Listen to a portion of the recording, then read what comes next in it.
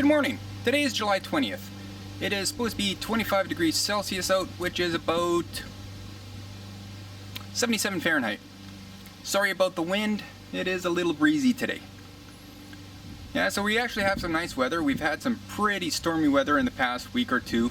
We've had some pretty hot weather in the past week or two as well, so I haven't really done much on the bus. I did a little bit on the inside with the electrical. Would have been very boring to watch, so it's like, why bother? Why torture you with that? But today, we are going to work on the electrical panels.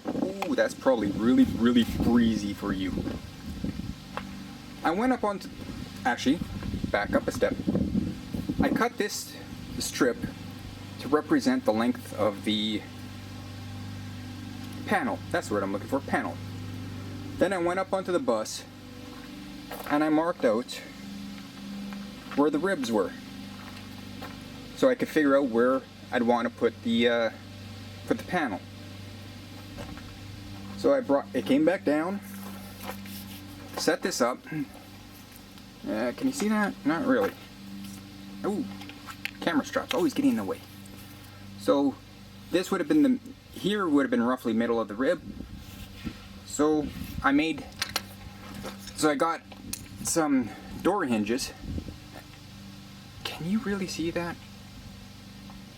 Kind of difficult to see, I'm sorry. I'd adjust it, but I'm doing this one-handed at the moment. So I got some door hinges. The reason I'm using door hinges instead of a simple 90-degree angle is because the roof isn't completely flat. It's not 90 degrees. So that's why I'm using the door hinges. Also, this will work out quite well because this piece is going to be on the passenger side of the bus. It's going to be sitting up on the bus the way you see it now. So if I actually have door hinges on that side, I'll be able to lift the panel so I can get more direct sunlight instead of just lying. Oh, I'm sorry for this wind. I know it's going to be bad. I can just imagine it. But anyway, yeah, so the panel will be able to flip up this way if I have the hinges here, so I can get more direct sunlight. If I was to leave it on the bus like this, I wouldn't get as much sunlight and I wouldn't get as much power.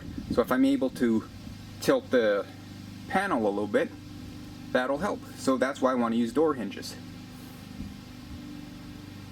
So I have the ribs marked out, all three of them, because I'll be going over top of 3 ribs. They're 27 inches apart or something, and this panel is 6'6", so I'm gonna have 3 hinges set up, and yeah, that's pretty much it. Let me just get the camcorder, holy crap.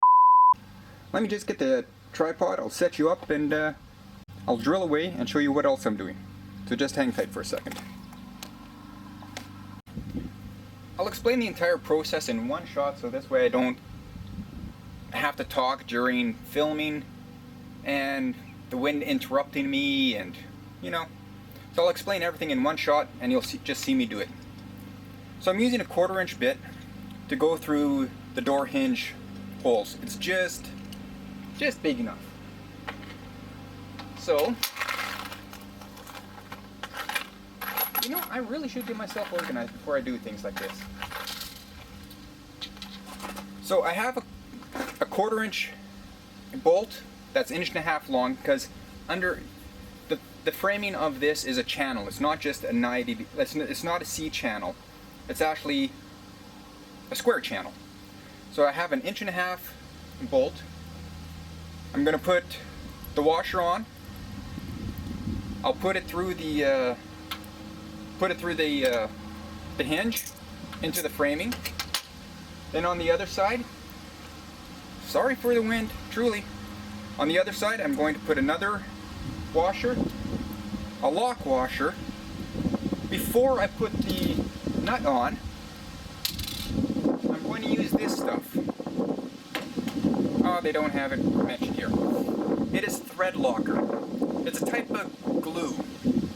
Pretty much that's the best thing to call it, a glue or a silicone.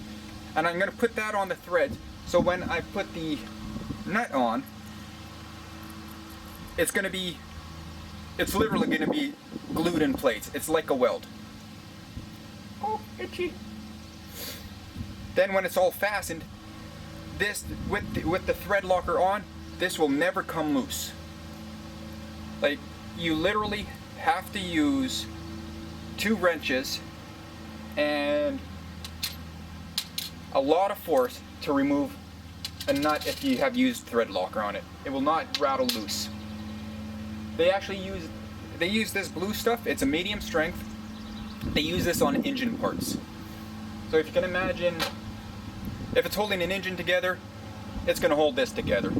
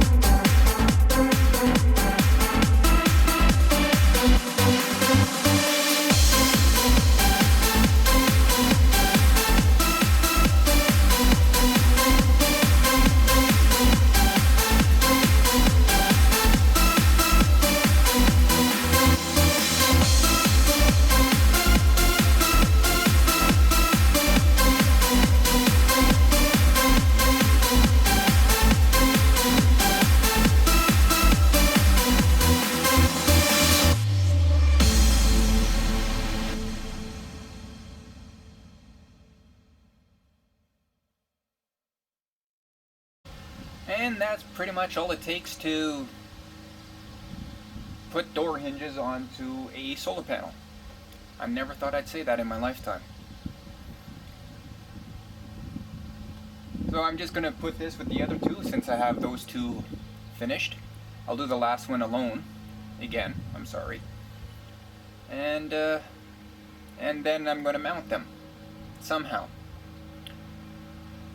That's something I probably won't film because it's going to be me and my brother putting them up onto the roof, and one of us is going to be on the roof drilling holes through the roof, the other person inside making sure we're not hitting any wires.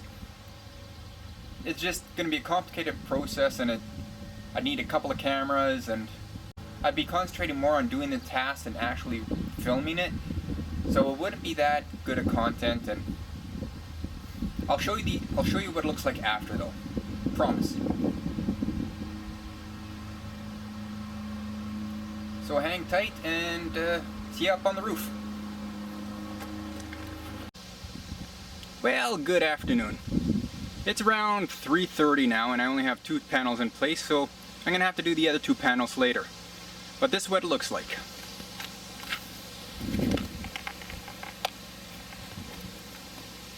For this first panel, I used 3 bolts. I put silicone underneath the hinge, I put silicone in each of the holes, put the bolt through, tightened it down, then I put silicone on top. Sorry for the wind. But I think the 3 bolts might be a little bit of overkill. Because on that one, I only used 1 bolt. Whoa! And it is solid. I forgot to put the silicone over top of the bolt. Damn it. I'll do that next time. But anyway, yeah. Let's get to the front of the bus again. I'll show you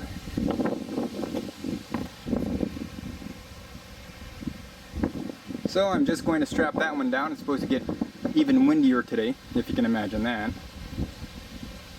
And then next time I come over, I'll put the other two panels in place and I'll be done. I still haven't quite figured out what I'm going to do. Still haven't quite figured out, ooh, where's my finger? Still haven't quite figured out what I'm going to do over here to keep it in place. I'll think about that. Whoa. Whoa. I'm hale. Ooh, that's an interesting face. Wow. Anyway, that's it for today. Have a good one. Catch you next time.